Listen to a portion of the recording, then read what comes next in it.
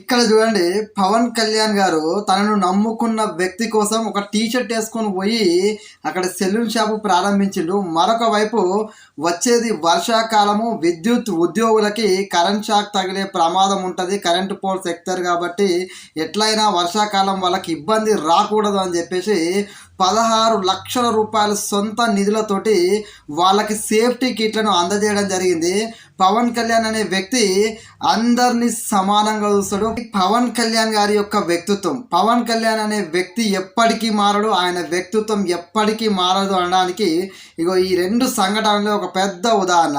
ఎందుకంటే హంగు ఉండదు, ఆర్భాటం ఉండదు. ప్రజలకు మంచి చేయాలి, మన వల్ల ప్రజలకు ఏదో ఒక రకంగా ఉపయోగం జరగాలని చెప్పి కోరుకునే, రాజకీయాల్లో కూడా మానవత్వాన్ని చూపే మహానాయకుడు పవన్ కళ్యాణ్ గారు.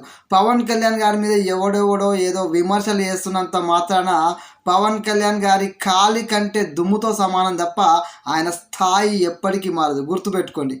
జై హింద్.